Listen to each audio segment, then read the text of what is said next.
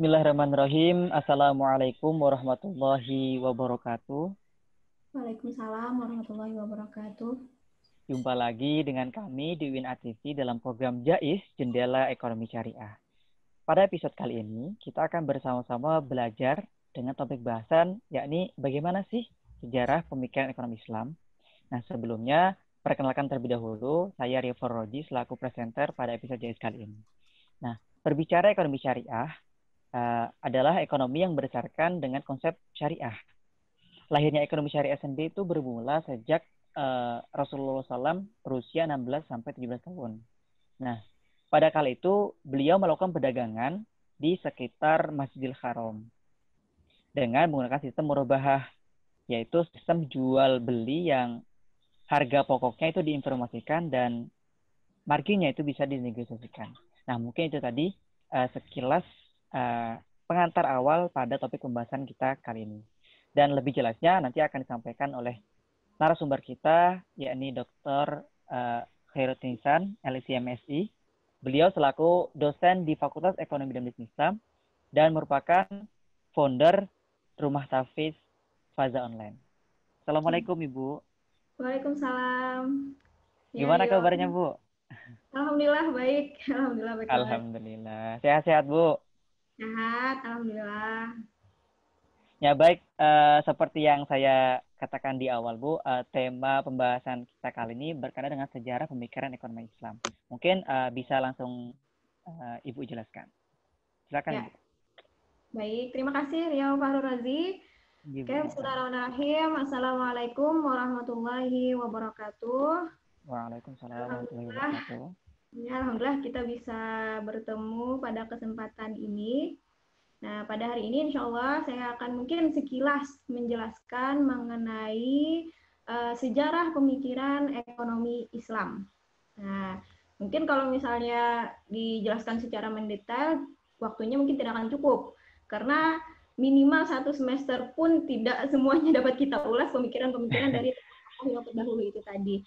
Nah, jadi Ibu mencoba meringkaskan dari sejarah dari awal pra-Islam, dari ketika Rasulullah mulai bekerja sama dengan istri beliau, yaitu Sayyidah Khadijah, di usia yang cukup belia ya tadi ya, seperti yang dijelaskan oleh Rio, di usia 16 tahun, sampai beliau di usia menikah dengan Sayyidah Khadijah, kemudian beliau di usia 40 tahun diangkat menjadi nabi, kemudian mulai berdakwah sampai hijrah dan pra-Islam, after Islam, kemudian masuk ke era ulama klasik, era ulama pertengahan sampai ke abad modern di zaman kita sekarang ini tadi. Nah, gitu ya Rio ya, mungkin secara singkat saja. Insyaallah. Oke. Baik, mungkin akan kita mulai ya dari PowerPoint ini tadi. Bismillahirrahmanirrahim. Nah, oke, kita akan masuk mengenai pemikiran sejarah pemikiran ekonomi Islam. Dilihat dari keadaan perekonomian sebelum Islam dan keadaan perekonomian setelah Islam. Sebelum Islam itu bagaimana sih perekonomian dan kondisi yang ada di Arab sana, di Mekah terutama ya, di Madinah. Nah, di sana itu pada awalnya karena memang karena memang kebiasaan orang Arab itu adalah nomaden, jadi berpindah-pindah dan dipimpin oleh ketua kabilah. Jadi disebut dengan kabilah ya, itu tadi ya satu suku gitu. Nah, akhirnya kebijakan ekonomi maupun politik itu tergantung pada ketua kabilahnya. Jadi tidak seperti sekarang, kita misalkan satu negara, itu tidak. Jadi dahulu ini misalkan kabilah Atamimi, ini kabilah Quraisy, dipimpin oleh siapa tokoh-tokohnya di sana. Nah, itu akhirnya nanti yang mungkin menjaga keselamatan, menjaga keamanan, atau menjaga kesejahteraan kaumnya. Nah, seperti itu. Jadi tidak ada kebijakan ekonomi secara khusus. Nah, seperti di era modern ini tadi. Nah, akhirnya karena memang pada saat itu pun secara kepercayaan gitu ya, secara agama pun sudah jarak antara Rasulullah, jadi jarak antara pengutusan Rasul ketika Rasulullah menjadi nabi dengan Nabi Isa sebelum beliau itu hampir tidak salah sampai 5 abad ya. pokoknya jauh, sangat jauh, beratus-ratus tahun gitu. Nah, akhirnya agama itu tadi sudah mulai berubah, apalagi dari zaman Nabi Ibrahim, Nabi Ismail gitu kan, dulu masih dalam ajaran tauhid. Nah, akhirnya seperti konsep riba yang mana dahulu itu tidak diperbolehkan, itu digunakan atau secara massal gitu. Jadi bahkan orang yang berada di sana pun, orang masyarakat Arab di sana pun tidak mengerti bahwasanya ini adalah riba, ini jual beli, dikirain sama aja. Makanya di dalam ayat Al-Quran itu kan disebutkan ini bahwasanya mereka mengira bahwasanya riba itu seperti jual beli itu seperti riba. Padahal riba dan jual beli itu adalah hal yang sangat jauh berbeda. Jadi secara konsep perekonomiannya itu, jadi masih belum ada aturan-aturan yang seperti itu tadi, ini boleh, ini tidak boleh gitu. Nah, dikarenakan tidak ada aturan yang menjadi pegangan secara khusus untuk masyarakat yang ada saat itu, akhirnya banyak terjadi penipuan seperti goror, itu sudah biasa. Kemudian judi, maisir itu ya, dan lain-lainnya itu sudah marak terjadi di saat itu. Jadi sebelum Islam, sebelum Rasulullah diangkat menjadi nabi. Nah, jadi akan tetapi dalam hal praktek muamalahnya tidak seluruhnya kok itu tidak betul. Nah, kenapa? Karena ketika saat itu Rasulullah dalam usia yang sangat belia, sekitar usia 16 tahun, ya kan, beliau bekerja sama dengan Sayyidah Khadijah, menjualkan barangnya Sayyidah Khadijah seperti kain-kain sutra dan lain sebagainya itu ke negara-negara yang lain. Jadi sudah perdagangan itu sudah mencapai skala internasional, tidak hanya nasional. Jadi sudah mencapai skala internasional, dan beliau tidak pernah melakukan hal-hal yang dilarang secara syariat ini tadi, seperti riba, judi dan lain-lain sebagainya. Jadi memang makanya Rasulullah itu manusia yang sangat lengkap, yang sangat sempurna. Nah, makanya sifat Rasulullah kan sidik, amanah, fatonah, ya, tablik. Nah, itu tuh menunjukkan bahwasanya bahkan ketika Rasulullah sejak usia muda itu memang beliau itu memiliki sifat yang jujur, amanah, itu memang sudah dari diri beliau. Nah, jadi memang sangat-sangat akhlaknya itu sangat bagus gitu. Tapi yang seperti Rasulullah yang memiliki akhlak yang sebagus itu di zaman itu sangat susah, sudah pasti. Nah, akhirnya memang kebanyakan yang di sana itu memang melakukan praktek riba dan judi dan lain-lain sebagainya. Makanya di dalam mata kuliah ekonomi Islam itu biasanya dijelaskan bagaimana sih jual beli jahiliyah zaman dulu. Itu yang paling menyeramkan itu ya, seperti jual beli mulamasah baik dan mulamasah. Kita nggak tahu, pokoknya kalau kesentuh barang aja di toko orang itu kita wajib beli, padahal kita nggak sengaja. Itu kan ibaratnya itu kita tuh jalan-jalan ke pasar tiba-tiba nyentuh baju mahal dan harus beli, nggak tahu kita pengen atau enggak tuh nggak mau tahu si penjualnya, pokoknya harus beli. Itu namanya baik bil mulamasah. Ada juga misalkan kita mau beli barang, misalnya ya baju gitu. Nah, kita nggak boleh milih saya pengennya yang itu, nggak boleh. Dengan cara apa? Dengan cara melempar batu. Syukur-syukur kalau yang kita lempar itu sesuai yang kita pengen.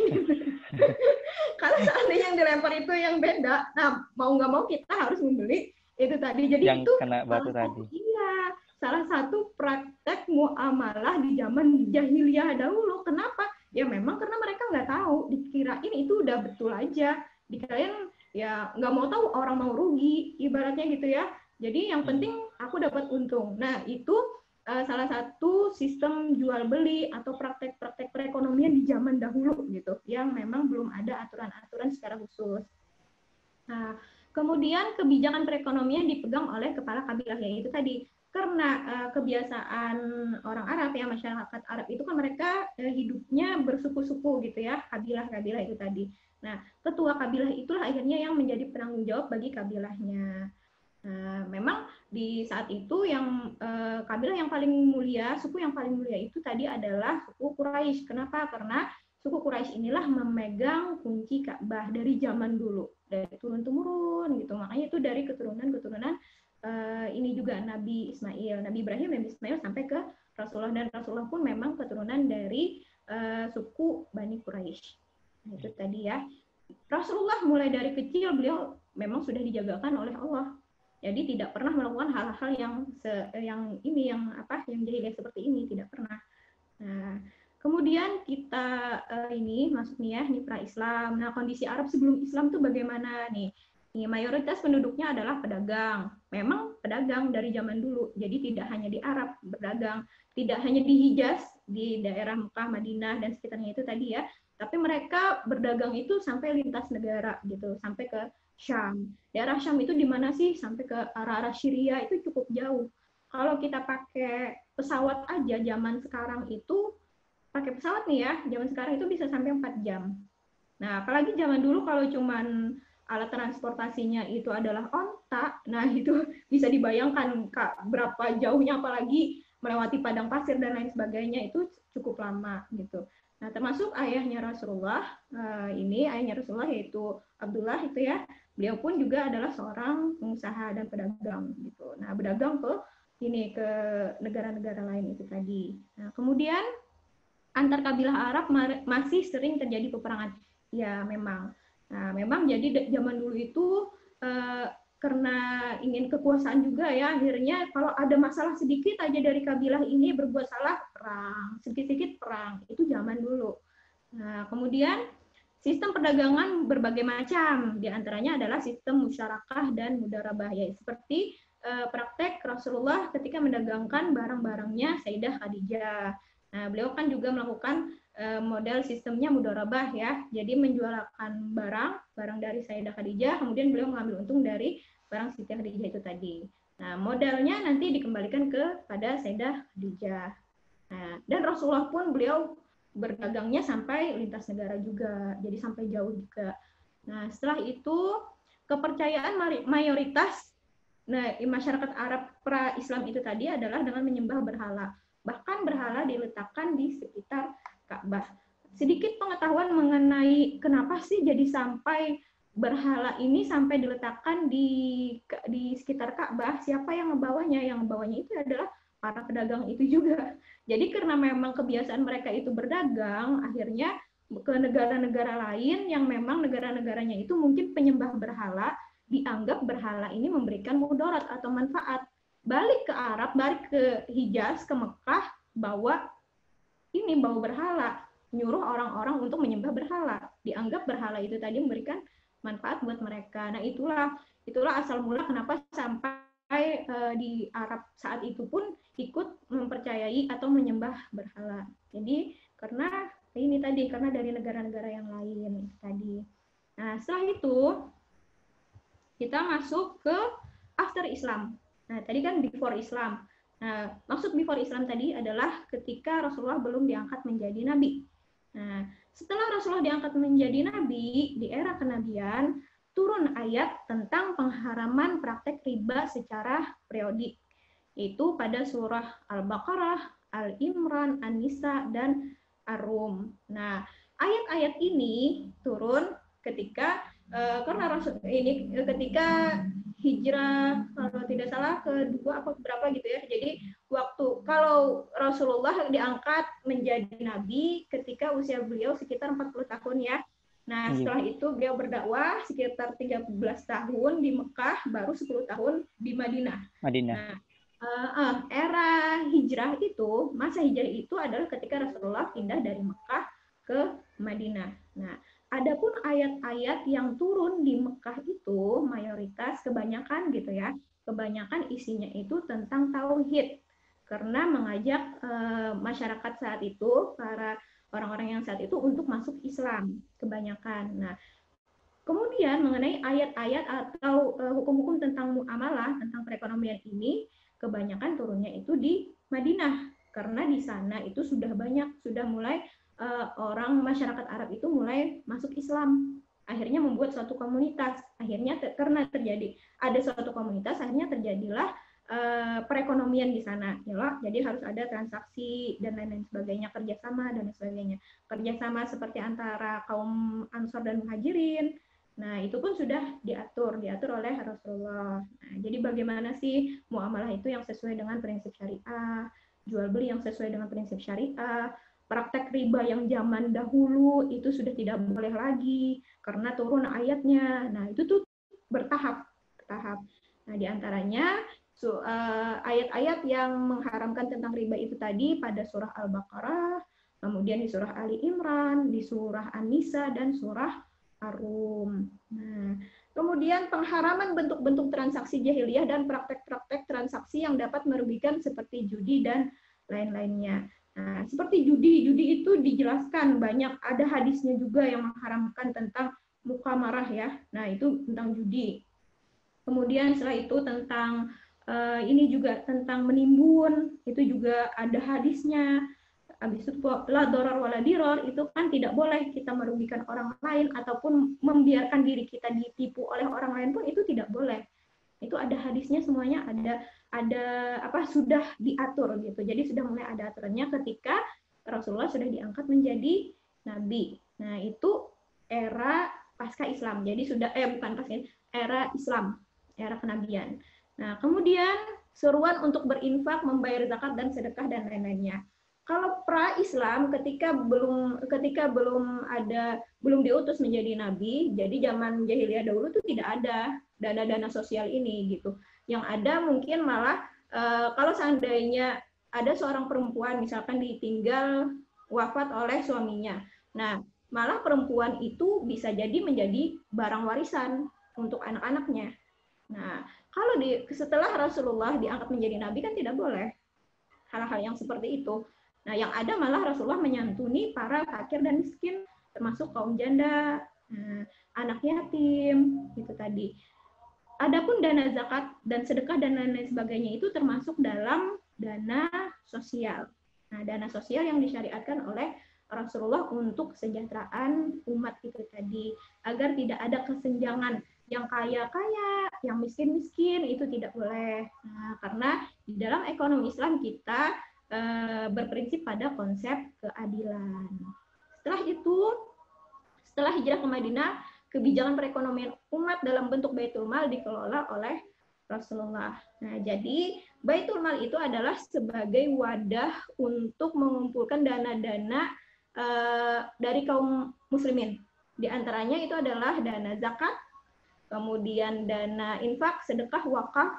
Nah, fai dari ini ya hasil perang, fai itu tadi dana keuntungan dari perang, kan ada tuh harta perang itu harus dibagi, atau yang lainnya intinya ya. Nah, yang seperti itu disimpan, dikelola oleh Rasulullah. Nanti Rasulullah langsung membagikan dana-dana tersebut untuk umat. Jadi tidak untuk kepentingan Rasulullah itu sendiri. Walaupun Rasulullah mempunyai hak dari dana Baitul Mal itu tadi. Ya, humus namanya. Nah, itu memang untuk Rasulullah. Tapi Rasulullah sendiri dari humus, dari bagian beliau itu pun beliau membagi untuk para fakir miskin, janda, orang tua yang sudah tidak mampu, dan untuk keluarga beliau. Jadi jangan dikira Rasulullah mengumpulkan dana umat dan makan untuk kepentingan pribadi, itu tidak, sangat jauh. Itu tadi ya. Kemudian pengelolaan Baitul Mal oleh Rasulullah. Baitul Mal pada saat itu dikelola oleh Rasulullah secara langsung, karena memang Rasulullah yang memegang khalifah saat itu ya. Jadi langsung. Setelah itu, dalam rangka membantu perekonomian umat, terutama setelah hijrah, Rasulullah mendorong kerjasama antar muhajirin dan ansor. Nah, jadi ketika Rasulullah hijrah ke Madinah, beliau menyatukan antara muhajirin. Muhajirin ini adalah orang Mekah yang pindah ke Madinah. Nah, adapun kaum Ansor itu adalah orang Madinah yang memang tinggal di Madinah.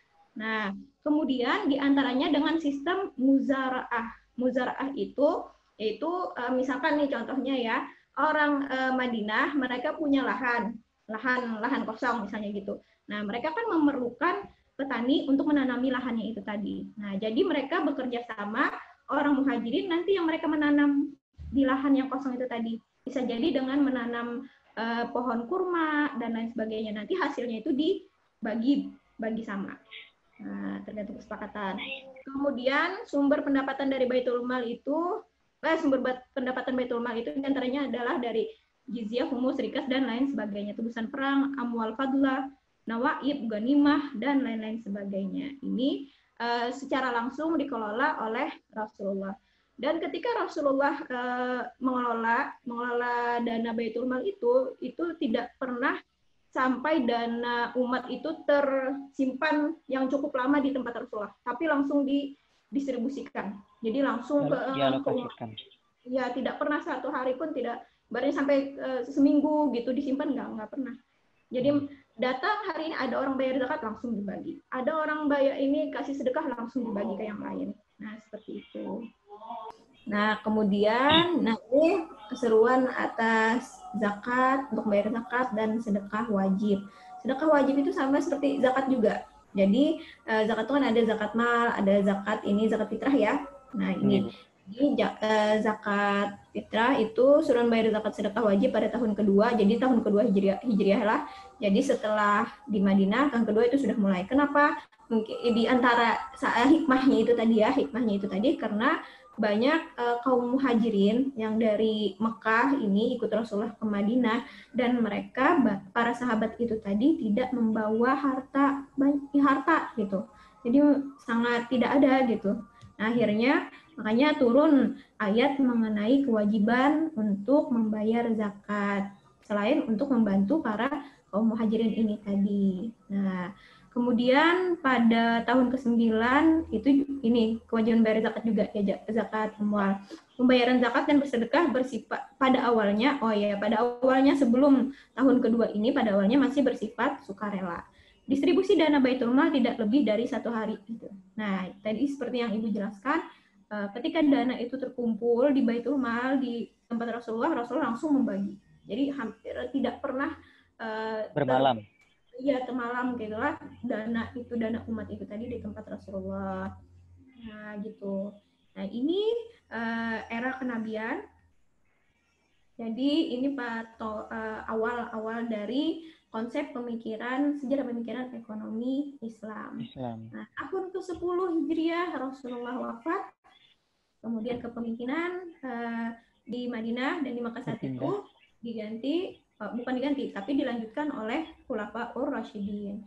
Khalifah yang pertama yaitu adalah Khalifah Abu Bakar As-Siddiq. Nah, beliau periode kepemimpinannya sekitar 2 tahun. Setelah itu Khalifah Umar bin Khattab, periode kepemimpinan sekitar 10 tahun. Jadi setelah Sayyidina Abu Bakar wafat dilanjutkan oleh Sayyidina Umar. Setelah itu Sayyidina Utsman sekitar 12 tahun, dan yang terakhir yaitu adalah Khalifah Ali bin Abi Thalib. Kepemimpinannya sekitar 6 tahun. Jadi masa Khulafaur Rasyidin ini hampir mencapai hampir 30 tahunan. Jadi 30 tahunan lebih. Karena 41 Hijriah tahun ke-41 Hijriah itu sudah mulai kepemimpinan dari Bani Muawiyah itu tadi. Nah, jadi kita lihat ini kepemimpinan masa Abu Bakar. Sayyidina Abu Bakar, nama beliau itu adalah Abdullah bin Abu Quhafah At-Tamimi. Jadi beliau itu dari Bani Tamim, kemudian lakab beliau Bani At-Tamimi, lakab beliau itu adalah Abu Bakar As-Siddiq. Kebijakan perekonomian yaitu perhitungan zakat harus akurat. Nah, jadi setelah Khalifah Abu Bakar memimpin, itu tadi perhitungan zakat itu nggak boleh ada yang kurang, nggak boleh ada yang lebih. Jadi harus cukup. Pokoknya memang seperti itu. Itu zakat itu tadi. Itu peraturan dari Sayyidina Abu Bakar. Nah, dan memang di zaman kepemimpinan Sayyidina Abu Bakar ini tadi timbul pemberontakan yang memang pemberontakan itu tadi dari orang munafik yang memang dari zaman Rasulullah pun mereka itu sudah ada. Jadi menunggu-nunggu kapan sih mereka ini mau membuat keonaran. Nah, akhirnya ketika Rasulullah wafat, khalifah ini dipangku oleh Sayyidina Abu Bakar, mereka mulai membuat keonaran. Yaitu tadi tidak mau bayar zakat, kemudian milih-milih, boleh enggak ini sholatnya, misalkan sholat ini aja. Nah, itu tuh di zamannya Sayyidina Abu Bakar. Nah, masalah yang timbul itu seperti itu gitu. kelihatan gitu orang munafik ini tadi keluar akhirnya. Nah, kemudian pendapatan negara dari jizyah dibagikan sebagian untuk kaum muslimin dan sebagian untuk kepentingan negara. Jadi, apapun pendapatan negara itu baik dari hasil perang dan lain-lain sebagainya itu dibagi dua sama Sayyidina Abu Bakar, sebagian untuk kepentingan umat, sebagian untuk kepentingan negara. Misalkan seperti membuat sumur, membuat jalan, dan lain sebagainya. Nah, pendistribusian dana Baitul Mal secara merata tidak membedakan antara sahabat. Nah, jadi karena saat itu kan yang jadi tentaranya itu kan juga dari para sahabat. Nah, beliau-beliau ini mendapat tunjangan dari dana Baitul Mal. Jadi dikasih gitu dana Baitul Mal. Nah, kalau konsep yang diterapkan oleh Sayyidina Abu Bakar itu tadi, konsepnya itu sama.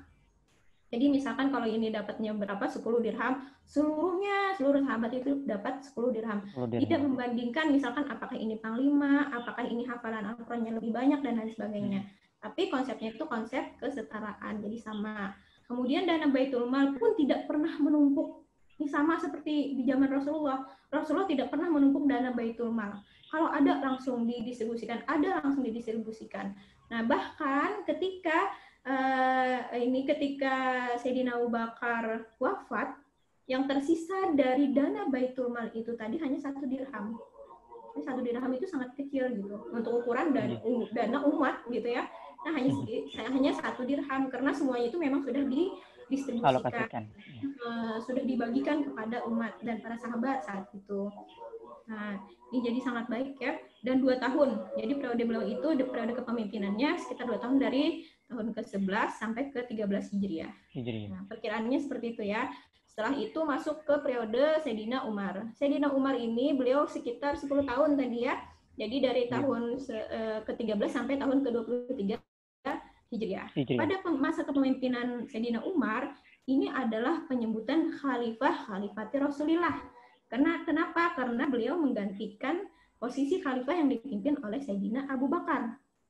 Ya kan? Nah, dan pada masa kepemimpinan Sayyidina Umar ini pun awal penyebutan sebagai Amirul Mukminin. Sebenarnya ini adalah bentuk ketawaduan beliau. Jadi beliau itu saking tidak maunya dipanggil sebagai khalifah. Nah, karena tawaduknya itu tadi, akhirnya beliau dipanggilnya itu adalah Khalifati Rasulullah. Saya ini adalah khalifahnya dari khalifahnya Rasulullah.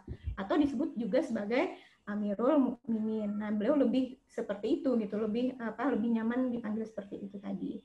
Kemudian karena Sayyidina Umar ini beliau cukup dalam usia yang cukup muda ya, memimpin menjadi khalifah saat itu, sehingga dan cukup lama juga 10 tahun, sehingga ekspansi wilayah yang mana mungkin pada awalnya itu masih sekitar Jazirah Arab yang Hijaz, Mekah, Madinah mungkin ya, sekitar itu aja, dan negara-negara yang dekat di sana yang menjadi wilayah Islam saat itu. Setelah kepemimpinan Sayyidina Abu Bakar itu meluas bahkan sampai Palestina.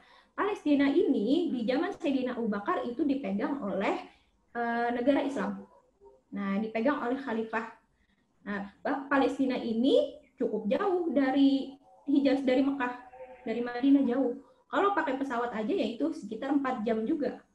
Jauh. Jadi melewati lautan juga.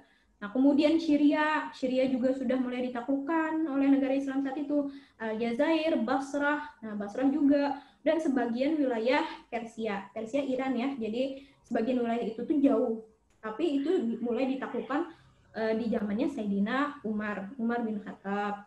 Kemudian dana Baitul Mal tidak dihabiskan secara langsung, namun bertahap dan ada menjadi cadangan negara. Nah, jadi kebijakan Sayyidina Abu Bakar ada sedikit berbeda dengan kebijakan khalifah yang sebelumnya. Kenapa? Karena di zaman Sayyidina Abu Bakar tidak langsung mendistribusikan, tidak langsung dibagikan ke umat Islam atau para sahabat. Nah, tapi beliau membagi ada dana yang dibagikan untuk para sahabat dan para umat Islam, tapi ada juga dana yang disimpan di Baitul Mal. Nah, jadi di sini juga terlihat bahwasanya ketika zaman Rasulullah dan zaman Sayyidina Abu Bakar, Baitul Mal itu tidak dalam bentuk lembaga, tidak ada kantornya. Nah, tapi di zaman Sayyidina Umar itu sudah dibuat suatu lembaga, nah, dan dibuat tempat khusus untuk penyimpanan dana umat itu tadi. Di mana? Ya di Madinah. di Madinah itu tadi. Nah, makanya akhirnya bisa menyimpan dana yang cukup banyak juga untuk kepentingan negara. Nah, jadi ini kebijakan dari kepemimpinan Sayyidina Umar. Nah, setelah itu distribusi dana Baitul Mal dengan konsep keutamaan. Nah, ini lagi satu lagi yang berbeda. Ketika di zaman Sayyidina Abu Bakar, pembagian dana dari dana Baitul Mal untuk para tentara dan para sahabat itu tadi, itu dibagi dengan sama rata. Ketika di zaman Sayyidina Umar tidak, beliau lebih ada keutamaan. Jadi ini sahabat yang dilebihkan ininya dari dana Baitul Malnya, ini yang biasa aja gitu. Nah, jadi di situ itu yang perbedaannya. Kemudian beliau menyantuni kaum anak-anak dan wanita. Jadi wanita dapat tunjangan juga dari negara. Jadi kalau seandainya ada janda, ada anak-anak yang anak yatim, itu dapat tunjangan dari negara, dari dana Baitul Mal itu tadi. Setelah itu nyambung ke Khalifah Sayyidina Utsman. Nah, ya, Khalifah Utsman bin Affan. Jadi setelah Sayyidina Umar wafat di tahun ke-23 Hijriah itu tadi, nah, di kepemimpinan berpindah tangan ke Sayyidina Utsman bin Affan. Siapa yang memilih Sayyidina Utsman bin Affan? Itu ketika Sayyidina Umar, kan beliau wafatnya ditikam ya, jadi ada memang siapa namanya, ibu lupa, yang membunuh Sayyidina Utsman itu, Sayyidina Umar, menusuk Sayyidina Umar dari belakang ketika beliau sholat subuh itu tadi, kan itu ada jeda beberapa hari. Jadi memang luka beliau sudah tidak bisa disembuhkan. Nah, beliau masih bisa mengumpulkan, ada 6 sahabat yang dikumpulkan, salah satunya itu adalah Sayyidina Utsman. Nah, beliau meminta dari 6 sahabat itu tadi, pilih di antara kalian yang akan menggantikan posisi dari Sayyidina Umar. Nah, akhirnya dari ke-6 orang ini tadi, termasuk di antaranya adalah Sayyidina Utsman, Sayyidina Ali, itu juga termasuk, kemudian Abdurrahman bin Affan, pokoknya ada beberapa sahabat lagi ya. Nah, akhirnya dipilihlah Sayyidina Utsman bin Affan. Sayyidina Utsman bin Affan, beliau memegang kekhalifahan hampir sekitar 12 tahun. Jadi dari tahun 23 Hijriah sampai ke 35 Hijriah. Perluasan tambah luas lagi. Sampai ke Armenia, Tunisia, itu jauh lagi tuh, jauh banget. Nah, kemudian Cyprus, Rhodes, ini Rhodes ya. Nah, kemudian bagian tersisa dari Persia, Transoksania, Tabaristan, ini sudah jauh dari Jazirah Arab. Bahkan bahasanya pun juga sudah bahasa bukan Arab lagi gitu. Jadi sudah bahasa mereka gitu ya. Nah, setelah itu banyak melakukan penataan kota. Jadi Sayyidina Utsman banyak melakukan penataan kota, seperti membangun pembuatan saluran air, pengolahan jalan, organisasi kepolisian, dan lain-lain sebagainya. Nah, ada wakaf tertua sedunia, yaitu wakaf ini dari zaman Sayyidina Utsman. Jadi Sayyidina Utsman waktu dahulu, beliau ini mewakafkan sumur, namanya itu adalah Bi'r Utsman. Letaknya ini ada di Madinah. Dan Bi'r Utsman ini, jadi sumur ya, sumur itu tadi untuk mengairi kebun kurma. Hasil dari kebun kurma itu tadi, itu untuk membiayai, dananya itu dimasukkan ke Baitul Mal untuk membiayai umat. Nah, dan pengelolaan wakaf dari sumurnya Sayyidina Utsman itu tadi berjalan sampai sekarang. Jadi ini wakaf tertua. Jadi pahala beliau ini mengalir dari zaman beliau hidup sampai sekarang. Bahkan kalau seandainya wakafnya ini sampai akhir kiamat, mungkin pahala Sayyidina Utsman itu akan terus berjalan gitu. Nah, kalau mau tahu nanti mudah-mudahan ada rezekinya umroh ya Rio ya, jadi bisa tahu nanti posisi sumur, di mana sih sumurnya gitu. Nah, jadi ketika kita berwakaf lillahi ta'ala gitu, itu kan mengimplementasikan ilmu ekonomi Islam kita gitu ya. Mudah-mudahan pahalanya itu tadi bisa mengalir terus gitu, bahkan mungkin sampai nanti kita sudah tiada. Itu tadi, itulah keutamaan dari ekonomi dengan konsep syariah. Jadi tidak, yang dikejar itu tidak hanya secara materi, tapi secara kemaslahatan dunia dan akhirat. Nah, kemudian Sayyidina Utsman tidak pernah mengambil upah dari dana Baitul Mal, karena kan sebenarnya setiap kepemimpinan, setiap khalifah itu memiliki jatah dari dana Baitul Mal, karena memang beliau jadi khalifah.